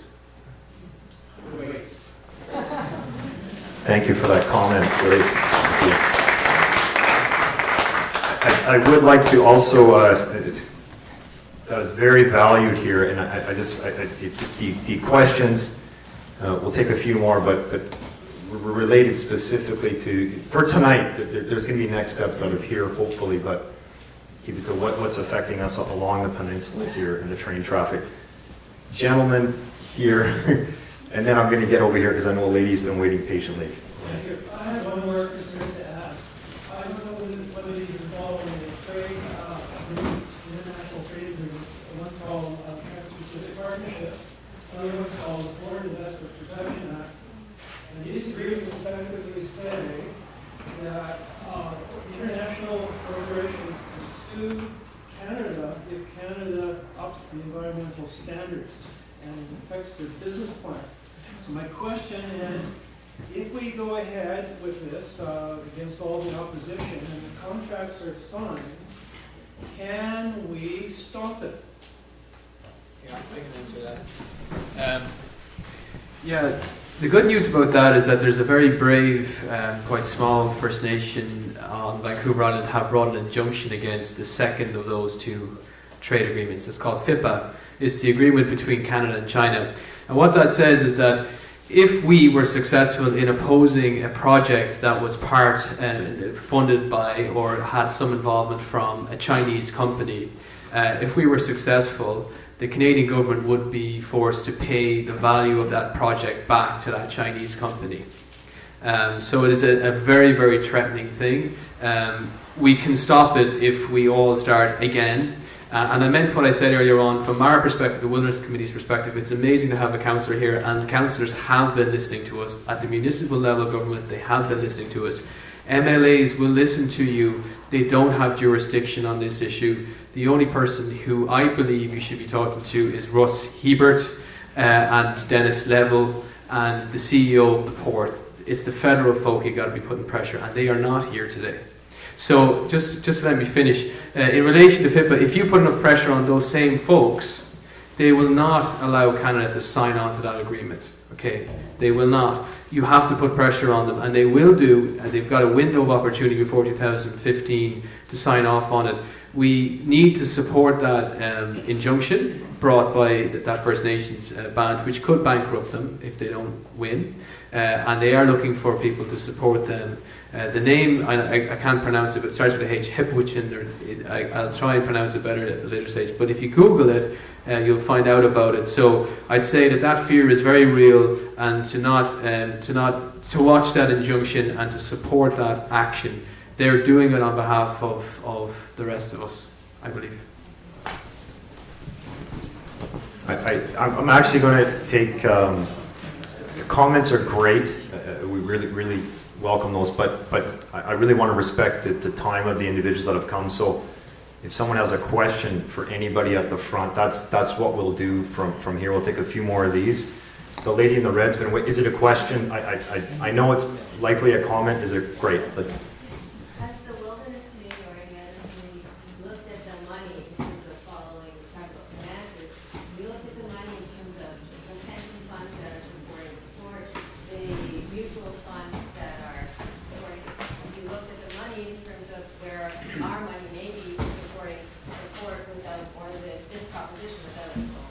Yeah, so that whole concept is called divestment. It has a historical background in North America. This is how we brought down apartheid, and certainly our version of, or our contribution to bringing down apartheid. And what happened was that when we, as a society, realised that apartheid was not a good idea in South Africa, we asked all levels of government, but most importantly universities, to pull their support, any endowments that they had in South African companies. And that actually has started to happen now in relation to all fossil fuel companies, not just coal, but specifically coal. If we don't stop burning coal for climate change, we can't stop climate change. So they are the number one priority for everyone involved in this, and it's a youth-driven movement at this point. We are not going to stop at universities though. It's part of an organisation called Power Shift, which Wilderness Committee is supporting, it's part of. So it's a whole national shift to young people to take the power back, and how they're doing that is forcing universities to take their endowment plans out of any fossil fuel companies, most specifically coal. Can we expand it from there to larger sort of municipalities, etc., etc.? That is the plan. It is successful in the universities, and it hasn't been transferred further on. I'd advise you all to just check that out. Where's your pension plan? And does part of your pension plan mix involve coal companies? You can do that yourselves. Okay. Just on the one in Whatcom County, it's interesting you mentioned pensions, because 49% of it is owned by Goldman Sachs. 100% of that money is pension money. There's pension funds invested in it. That's where the biggest single chunk of money is coming from, because they're long-term investments that they perceive to be stable. We're going to take two more questions, so please, if they can be related directly to the people at the front. So I'm going to go with the gentleman in the black shirt, and the lady here in the striped shirt. Okay, so sir, first. Yeah, I'm Trevor. I live at Crescent Beach, and most of the discussion tonight has been about how to prevent 18 trains a day becoming 20 trains a day. And I'm wondering, we went from 6 to 18 over the last, I don't know how many years. And to Eric's point, the investment in infrastructure along that line, it just hasn't kept pace with the traffic that's on the train. So my question would be, who actually owns that level crossing, which is I guess it's a Surrey Street and a BNSF railway line? Who actually do we natter at to get the money spent to put the underpass in? Because I don't know whether we can stop global warming tonight or prevent health issues, but surely we can build an underpass and make bring back some semblance of order to that level crossing. Great question. They all seem like daunting tasks. Perhaps Lee. Just very briefly, the issue of the overpass or underpass or whatever emergency access has been explored by the city and with the Crescent Beach Homeowners Association. It's a very, very expensive prospect for the city of Surrey. That's in why in my comments I said really the rail line needs, the rail companies that are billion dollar industries, multinationals, need to start participating and giving money back to the communities that they're going through, and they need to stop having the attitude that they had at the Metrovan meeting, which was Canada was built by the rail companies. We were here first, and that's exactly what they said. And until that attitude changes, we're not going to get very much support.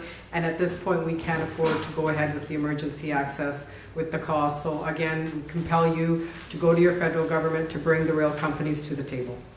I have a question for the council, if I may. But just hold on, sir. I did promise this lady, okay? And I'll be very brief. I'm gonna take this lady's question here. Yes. It's a follow-on sort of what you said. A lot of people are talking about the Surrey docks and the 2 trains starting with and then the empty trains going back. But I live in White Rock and I'm putting up with the trains that are there now. I don't accept this idea that, oh, let's put in an underpass. So my question is to Ian and to Dr. James, what, besides writing Russ Hebert, how do we, and let's say the phrase of Surrey docks is not allowed, or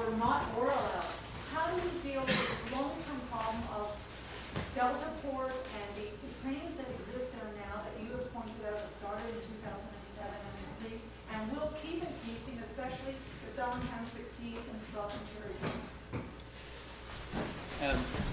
Yeah, people actually just sort of may not realize this, but the port is governed by what's called letters patent, and they were written back in 1905, thank you. The port has not kept pace, and I say the port, I mean Ottawa. It's all federally governed. The board of the port, for instance, has 11 people on it. 7 of those are just simply business placements. So they're never going to make a decision that could in any way be unbiased or not biased towards business. They're business users. So we have to start the movement of completely modifying how the port operates. It's completely rogue now at the moment. I mean, we speak about the need for us to sort of get health physicians into that conversation. The BC Lung Foundation has been looking to get in there for ages. I mean, it first wrote last year, let us in, let us talk about this. And they've been shut out, and partly because these letters patent are so backward that it's not a diplomatic or a democratic process that's in place. It's completely outdated. So I would say the only folks who are liable to change that are folks who believe that they won't remain in power after 2015. It makes Russ a very, very important man, in my opinion. And if, like I said, you're the folks that put this government in there, put pressure on them. You're the voters of Canada. And what I'm saying is, what I mean to say is that you've got the power to take them straight back out. Okay? But if that's one of the conditions on which you vote for this government, they'll bring it in. Revise the letters patent that govern the port so that we actually have public participation and ability to talk to the port about the consequences of their decisions. Right now, they feel totally separate from how you feel, and they feel totally safe. They shouldn't feel that comfortable. I've watched these people talk. They're totally comfortable how they are. So make them feel a little bit uncomfortable.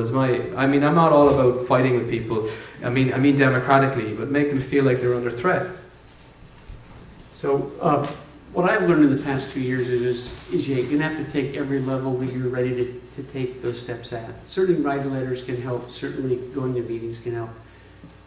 Honestly, though, in our community, even though we're really organized and have a much better system than you do, the decisions in our country are relegated to the federal level, the real decision-making power, and we have probably no effective means of doing that.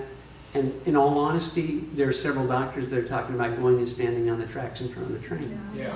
And it honestly may come down to that. And if one of my colleagues, the colleague who started this, Sarah Mostad, she's an MD from Harvard and a PhD in epidemiology from the University in Washington. And she's an infectious disease doc that any one of you would want to take care of her child if they were critically ill. And she's a nursing mother with 3 kids. If she stands on those railroad tracks, that train is not going to come. But that's what it's going to take. It's going to be taking people that are really busy, really smart, really effective people with real lives separate from this, taking the time to make a substantial effort. That's how it's going to change. That's the only way it's going to change. Again, I'm sorry to deliver bad news. That's it.